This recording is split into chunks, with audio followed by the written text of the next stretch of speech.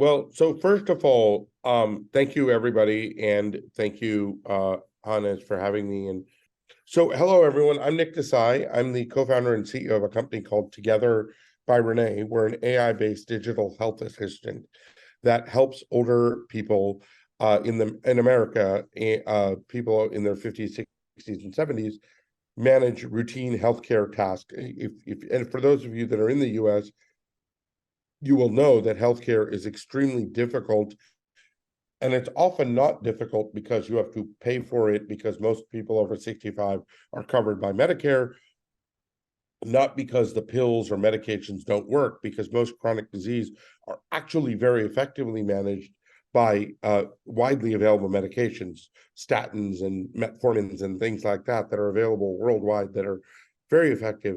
But because just getting a doctor's appointment, filling out a patient intake form, going to the pharmacy to get a refill for your medications, all of these things are really hard, and especially hard if you don't drive, or if you're older, or if you can't hear that well, or any of those things. And we help mitigate those barriers using an AI-based tool called Together. Now, the reason that I am on this panel, though, is not because of what we've built in our app, but how we use AI in our own company, right? So our app is built on LLMs and voice and text and visual AI, and does some really interesting things with that. And Hannah started this talk by saying people have had crazy co-founder stories. This is my fifth venture funded startup, and I have had some crazy co-founder stories. The craziest of which was the guy that was my co-founder who used a company credit card to sleep with prostitutes, and we had to fire him, and also he got prosecuted and all that. So yeah, that was crazy. But with AI as a co-founder, I want to talk about some of the practical ways that we use it here at Together, right? And I don't have slides, so I'm going to talk a bit, but then actually make a demo and show you literally AI in action, right? So the most important thing that when we think about how to use AI as a co-founder is it can replace the both mundane functions that nobody wants to do for themselves, right? Or are time consuming, expensive functions that you would otherwise do, you otherwise pay somebody to do, and things you don't know how to do, but that are critically important to do. So what is an example of each of those? So for mundane functions, it's just finding knowledge, doing market research, getting data, right?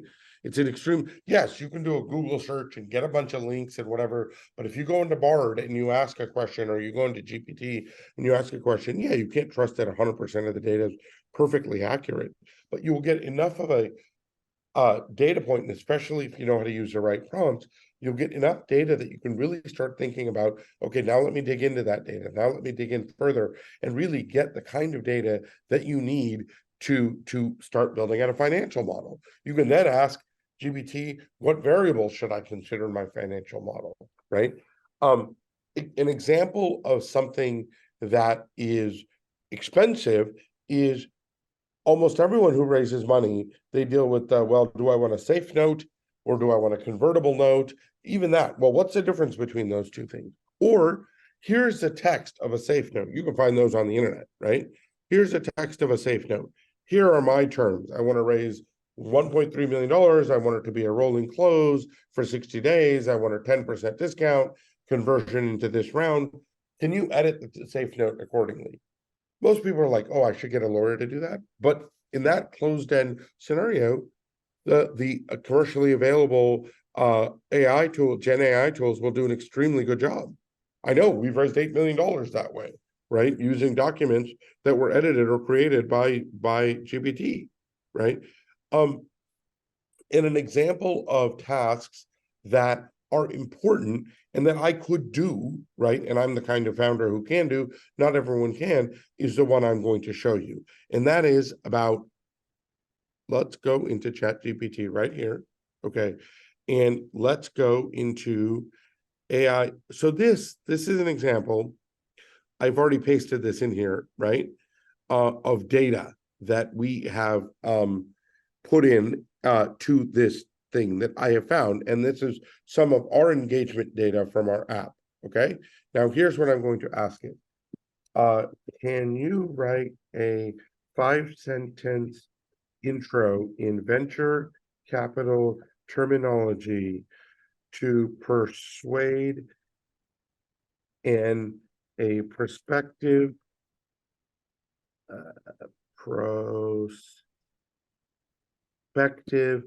A-round investor to take a meeting with me?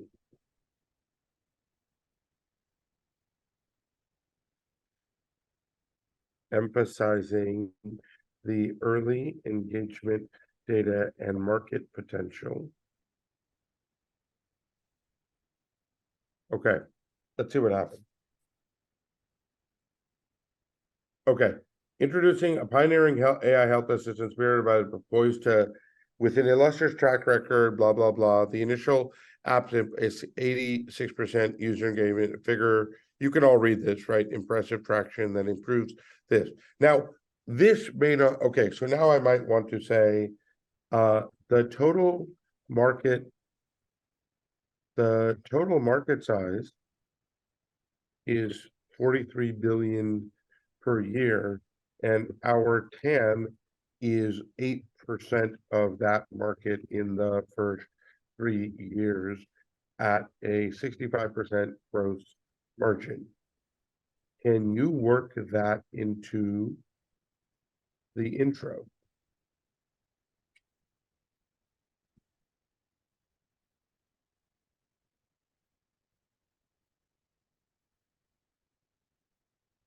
Okay, so there you go. Now, can you make this much shorter? Let's say you need it shorter for a very quick intro.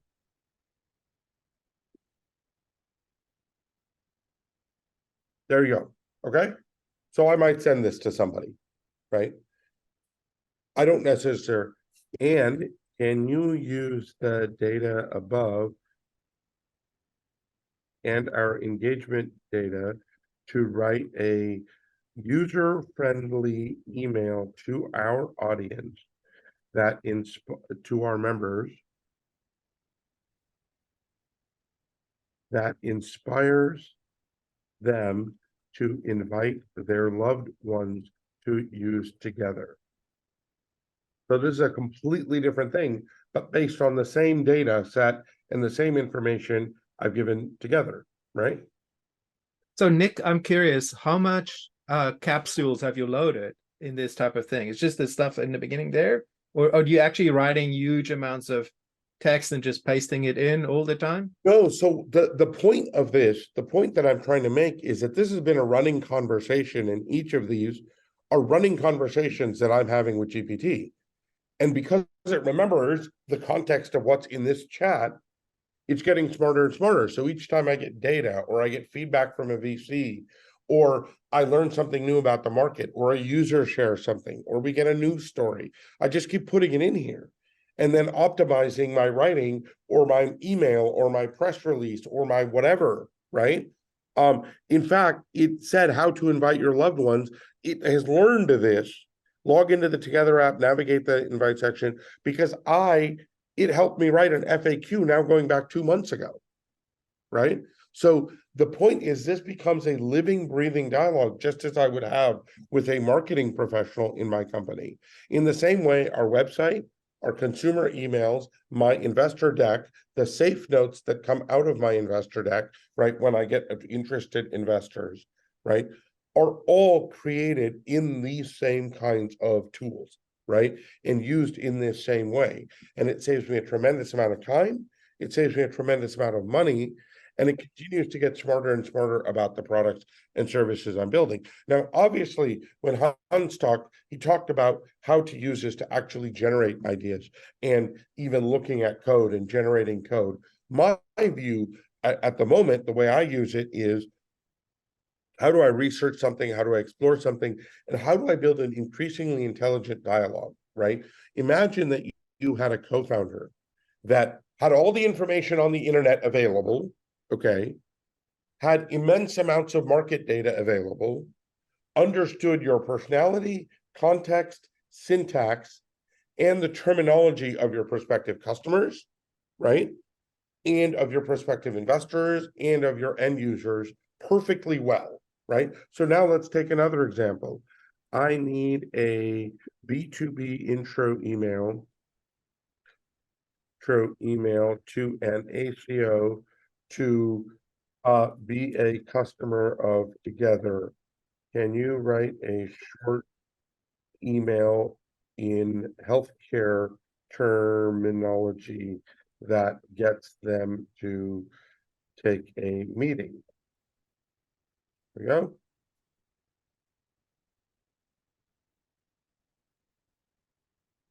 There you go. Now, this is a little long and I would ask to shorten it and whatever the point is, but all of this comes out of here and say, yes, I have to edit it a little bit. I have to look at it, but in the course of a day, whether it's in a Word application, a B2B email, a D2C email, a marketing email, creating an ad. And then obviously this is just one tool, but we use other visual AI tools to create the ad copy. I fed a video into a video editing tool. We had a 3-minute news story about our app. I fed it in, turned it into a 15-second TikTok ad.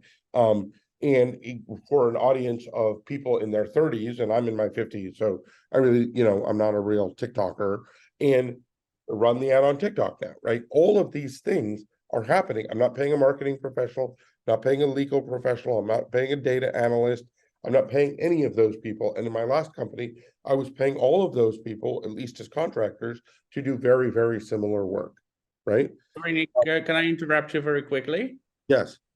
How do TikToks from this? Not from this, there are other tools. I can't remember which one we use. I'll look it up and send it to. Sorry? Use Synthesia? Synthesia is one, and there's another one that does generative AI video where it edits to the essence of a video if you upload an editable video file. And I haven't used it in a few weeks, and I can't remember the URL, but it'll come to me, right? Sure. I was, well, I'm just thinking about something like this, so I'm just wondering what you're using. Yeah, sure. Yeah. So we're, all of these things are things that we can do, and this makes my life dramatically easier, and I feel that much more productive in the course of a day, right? And there are other tools, and I will go over stop share and then share in my other browser. Can I interrupt over here? So Yes. I just wanted to know. So you told me that you are creating a 30-year-old avatar for a TikTok ad. Is it true? No, we're not creating an avatar. We're just editing a news video with an avatar that this software already has. We did to talk about this news story to get people as an ad for our product. Okay, so AI is basically making like a person speak like that. Yes, yes. And editing the video as well. And I'll show you another tool that, for example, we're now using, I'm playing with, it's called Air, right?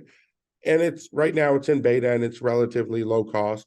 And there are other tools. There's also Bland, which is a competitor to Air that's much, much cheaper. It's not as quite as far along, but this allows me to create a very intelligent, robust, human sounding call agent for both inbound and outbound calls. So how do we use this in our app product? Well, we give people reminders to take medications. If they don't respond to our reminders for 3 days, they get a phone call.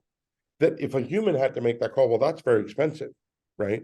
But the AI makes a call and it calls them and says, hey, Jonah, you haven't taken your meds. Is it, are you feeling okay? Are you out of meds? And it has a very conversational conversation. And 28% of the people who answer the phone actually engage with that avatar, right? That's an incredibly high number when you consider the context of how many people hang up on robocalls, right? So again, in the interest of time, I'm going to stop for the moment and open up to questions. I will first say that I'm available for questions on email or LinkedIn. LinkedIn, I'm just Nick Desai.